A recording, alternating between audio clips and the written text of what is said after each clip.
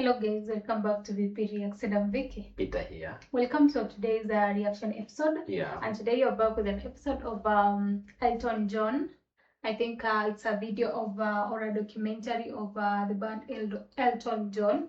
Okay. I wanted to ask, is it Elton John or Elton John band? I think so. I think it's Eltonjohn band, if I'm not wrong. Yeah. But it's the title is BBC, The Making of Eltonjohn Part 1. Yeah.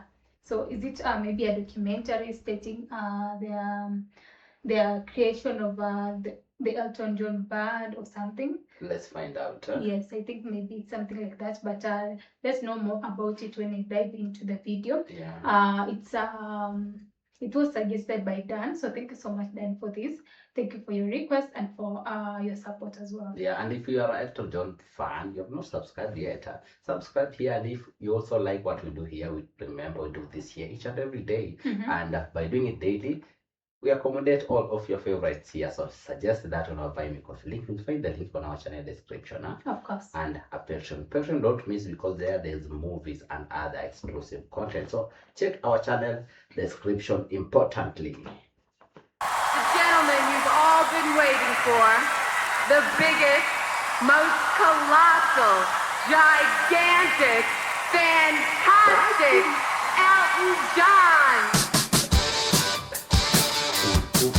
Sir Elton Hercules John, flamboyant piano man, campaigner, collector, and a national treasure. Possibly the most successful male solo artist of all time, he squeezed a lot into his 63 years. But this is the story of the Elton we sometimes forget, the singer-songwriter who quietly emerged onto the music scene exactly 40 years ago. To the bemusement of his songwriting partner Bernie Taupin, he shot to fame in America and in a few crazy years became the biggest pop star on the planet. It is kind of tragic in a way that when you ask the general public the question Elton John, and they think of, you know, big glasses and The Lion King and Crocodile Rock. But then I can just see him on this white, like round glasses. I think they're on Zoom. Yeah, the big glasses. Specifically for me, I just imagine him on the white glasses, big, and then on the piano. There's that song we did that was talking about a certain game, something. You remember? Oh, yeah. So the certain, he was really wearing funny glasses. I just got lost. Something ball, bill ball. Yes, the pinball. Pinball. I think pinball player. Something like that. Yes, I think that one. It's all quite wrong, really. But now Elton's heading in a new direction, and that's back to where it all began. To go forward in my career as a recording artist, I've got to go back. I've got to revisit what I did. That's where my heart was, in the soulful, joyful country, gospel, funky, rock and roll. The element of the South, that's where I am. That's my true spirit.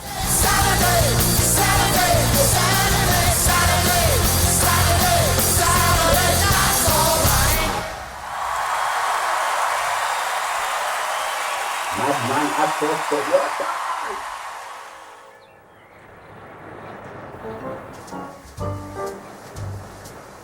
Funereal from Harrow draws the train. On, northwestwards, London far away, and stations start to look quite countrified. Pinner, a parish of 1,000 souls, till railways gave it many thousands more. Growing up the only child of a troubled marriage in post-war Pinner, young Reg Dwight used music as a way of escape from his solitary life. I used to find solace in music when my parents, you know, used to argue. I used to go in my room and listen to Radio Luxembourg, and radio filled my head with dreams. Oh. I had a few friends. I had my cousins and stuff like that, but music was my best friend, and I lived and breathed for it.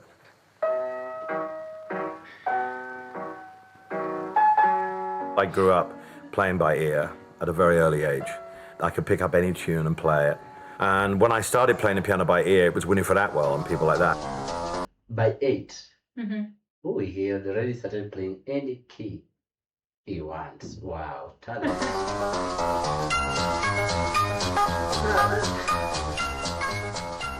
My parents, thankfully, asked me to have lessons when I was 7, and I did, and I won a scholarship to the Royal Academy of Music. 11-year-old Reg joined the Academy's Junior Exhibitionist scheme for state school children who showed an exceptional gift for music. Well, it's funny that I've had hundreds of pupils, and yet I remember him so clearly. He was a dear. I was very fond of him. Wow. He had such a... That's the teacher. Like, she had hundreds of learner students, but she still remembers. Yeah, and she was fond of Elton. Oh, wow. Yeah. Marvellous, yeah. But I do remember that he couldn't read music. So I gave him these books of studies to catch up on being a pianist. Oh, wow. Also, at the Academy, he learned how to construct music. He learned about the chords and phrases and how different composers constructed their music and everything that would help him if he wanted to write his own music. But by the late 50s, British teenagers had other ideas of how to tinkle the ivories. Rock and roll arrived and changed the world, which it did. It changed my world. Well, come on over, baby. We got chicken in the barn. Who's the barn? What the barn? My barn. Jerry Lee Lewis, Little Richard, Ray Charles, Fats Domino came into play, and so it was a whole new ballgame. He's breaking. Whole lot of shaking going on. He hadn't been showing such enthusiasm for the last year, I should say. I didn't know that he'd formed his own band and that he had his quite different love of music from mine. Is that Elton? I think when he was still a teenager. He looks like Barney. Remember the Barney? Uh-huh. There is a certain Barney that I was doing cover songs. Oh, yeah. Yeah. I think I just know him from maybe the way he plays. The energy. That tune of the piano. And the simultaneously playing and dancing with legs. Yeah. I formed a band at 15 called Bluesology with a couple of friends. Still didn't know what I wanted to do. I knew I wouldn't be a classical pianist. I didn't want to be a classical pianist. At that point, I just wanted to be in a band and play rock and roll. Bluesology were a collection of like-minded lads from the Pinner and Northwood Hills area of northwest London.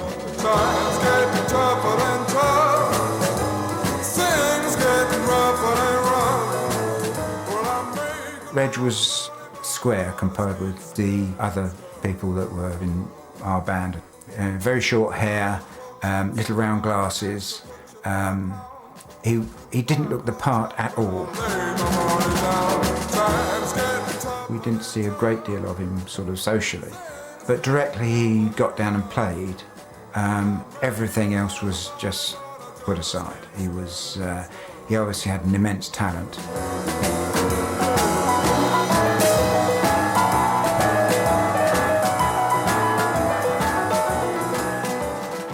He could do anything. He could sit down with a stack of music and work his way through it. He could play rock and roll, boogie woogie, jazz, you name it. I think I want to be a bluesologist. You know how to play blues? What's that, bluesology? I think especially in playing the blues. Oh, wow. Like a biology. I know in our country we have zero bluesology. Why? Like if you go and study, I think it's just a skill you learn, or maybe you study because you could see Elton went to a music school. Music school, okay, but I'll search more about bluesology. We couldn't have done what we did without him, really. Because of his musical knowledge, he was the person to knit it all together, I think. I always got the impression that he wanted to progress his career, probably more than other members of the band, and this was just a stepping stone. By the age of 17, young Reg was set on his path as a musician, and school had become something of a distraction. My headmaster at Pinner County was Mr. Westgate Smith. I was petrified of him, and I knocked on his door and I told him the story of why I wanted to leave, and he said, well, I know how much music means to you. He said, I give you my blessing. He said, but make sure you work. Okay. What if you could make a song? Wait. So the headmaster just believed in him. He gave me a head on to stop a school. Or what's the about like he went forward to the head. He went and said like I would like to pursue them. Okay. To do I think to majorize or maybe a way forward, but the head master was like giving him the blessings. I know you are and blessing him. Okay. Taking the lead, Reg set to work writing Bluesology's first single. Oh, Bluesology is the song. It's not first single. Okay. Oh, yeah, but see, they confused us because there's a guy they brought here. And Bluesology, I've seen there. Let me go there. I was looking on where we were so that we can see. Yeah, they say the guy. He could do anything. He could sit down with a stack of music. Here, they say it's drums, ink pen, drums. Oh, Bluesology, the guy who did played drums the drums on in the Bluesology song. Oh, Okay, so for me, I thought this is a guy giving Work his way through it. Is a guy giving his own thoughts and he's majorized. Bluesology. Yeah, and it's like his title is Bluesology. A He's specialist. yeah, specialist in blues. Okay. That's really funny. Let's go where we were. I had marked it. It was here. Yeah. Single. I wasn't the lead singer, but they didn't like the lead singer's voice, so I had to sing them, which you can imagine went down very well with the lead singer. Come back, baby. Come back to me, yeah. Now armed with their first 7-inch, the band's next step on the road to turning pro was to pay their dues, backing R&B acts for the infamous Roy Tempest agency. Tempest had hit on the wonderful idea of importing acts into the UK whose careers were a little bit on the downward slope because you could get them cheap. And by the time they got here, they were in for 2 weeks of solid, hard work. I give you all I had, baby. Up when you leave my arms, I know. These gigs turned out to be a masterclass in stagecraft from the seasoned veterans. Patti LaBelle and Billy Stewart, Major Lance, the Ink Spots. They were all great to him. Major Lance, Billy Stewart, who's one of the greatest underrated R&B stars of all time. An enormous, big man.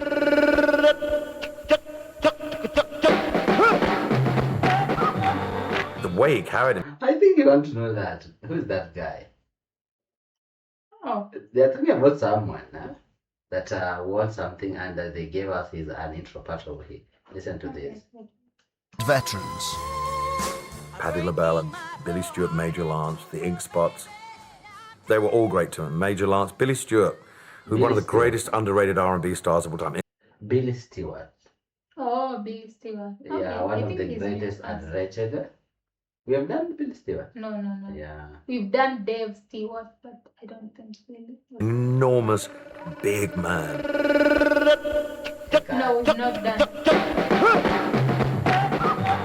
The way he carried himself and the way he sang, his mic, in his summertime. Summertime, he was fantastic. Summertime. Oh, I think we'd love to jump into the summertime. It was that era of R&B where they all did the movements and and they knew how to do a show, whether it was 30 minutes, 45 minutes, an hour, 10 minutes. They knew how to get the audience. Those kind of people you just watched. Nothing's better for you than to go out and play live, even if it's to 20 people, because it gives you resolve, it hardens you up, and it makes you a better songwriter. It gives you the experience, the backbone.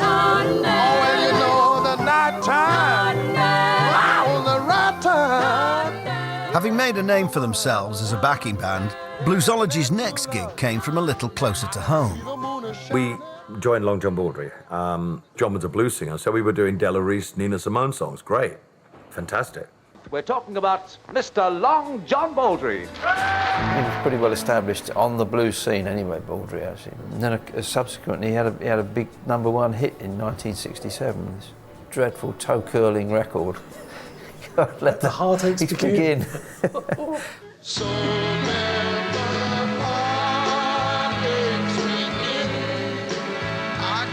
Consequently, our dates changed. We were playing in supper clubs, and it was cabaret.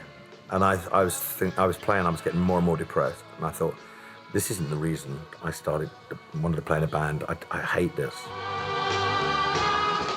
One time we were playing at this club in London, and Reg got so hacked off with it. We're in the middle of this song, and all of a sudden, you can hear this racket going on at the back of the stage. And I turn around, and there's him just completely lost his bottle, tipped the organ up, he's fuming around, I've had enough, you know, and Baldry's still trying to sing, let the heartaches begin, you know.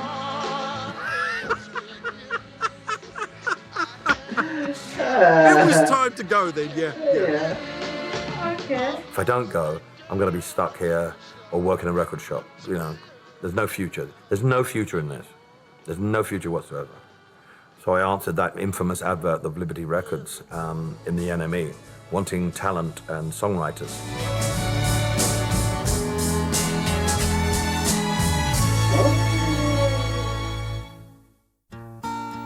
Another response to the Talent Wanted ad came from a lonesome poet from Lincolnshire with aspirations of making it as a songwriter. If you're traveling in the North Country Fair. Another new artist. Lincolnshire or something. Yeah. When he came down from Lincolnshire, and there was this very young boy with long hair, I very think that's attractive, Benny. big reader, Yeah. huge Dylan fan. He got me into Dylan far more than I was before. And we started writing together, and it felt comfortable straight away. It was like a hand in a glove. Love of mine.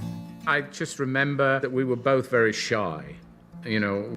Being an only child, I think, gave him a certain sort of... Because when he mentioned, like, we started writing songs together, I just remembered Bunny. He's a songwriter. So, but we have had a song that Bunny did when he was young.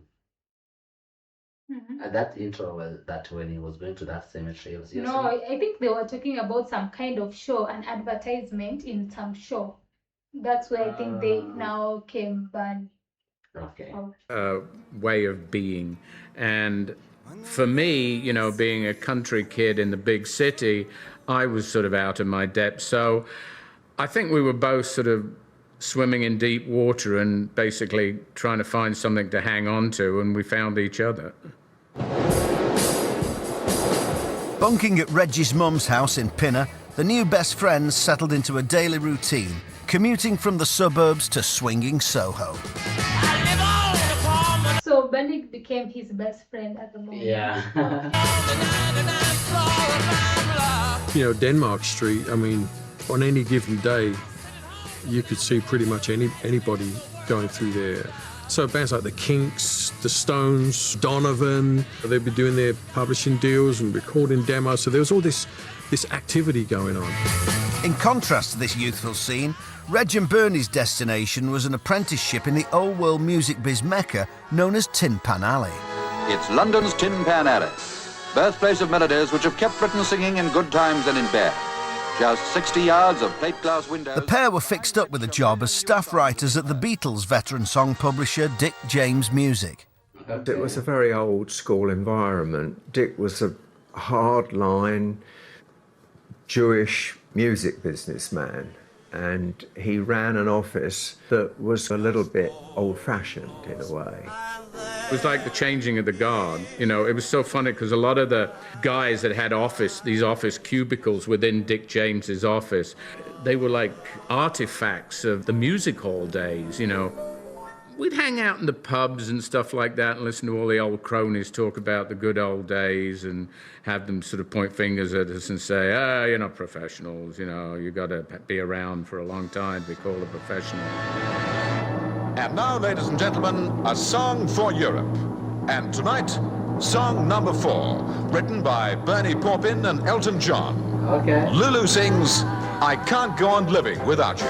I once said I could go on without your love. I would be strong, but things have changed in heavens above. I know that I need Bernie and I, you know, we started off as songwriters that were supposed to write hits for other people, and we were terrible at it. So they wrote this song. Yeah, so I'm wondering if they performed, so she did a cover of, or they wrote for her. I think they wrote for her. They wrote for her. Yeah, because they said they wrote and then she performed it. They just mentioned Mary or something, she performed. So Okay. maybe they wrote for her or she performed a cover of it. Let's listen to what Elton has to say. Reg and Bernie spent 2 fruitless years trying to churn out hits for pop stars like Tom Jones and Engelbert Humperdinck. I think they wrote because now you've had Bernie continue writing for pop stars at the time. Never quite got it right. And Bernie and I had so many times where we felt like jacking it in, you know. We would come back on the train to Northwood Hills to my parents' flat. And we'd sit down with my mum and say, oh, you know, no one's covered our song, I think we'll chuck it in. Or she said, well, you're getting paid every week. She said, go work in the greengrocers then. It's like, what would you rather do? Since their partnership began, Reg and Bernie had been recording demos of their own songs for Reg to one day perform himself. Reg came into my office one day and said, we've more or less laid down an album, which we're, you know... Okay, it's end there. We're looking... Gentlemen, Yeah, I think there is a part 2. That's part 1. Huh? Yes. Oh, but it has ended that who came on? Reg. Rage, huh? Yeah. Okay. Let's remember from Rage came on the office. But it's a story of Eltonjohn. Yeah. But basically, they have reached to Barney's point. I think they will include also the band when after. Yeah, I think it's a documentary, like it was maybe gradually him talking about the whole music in BBC or something. Yeah. The making of all his music Career. Yes.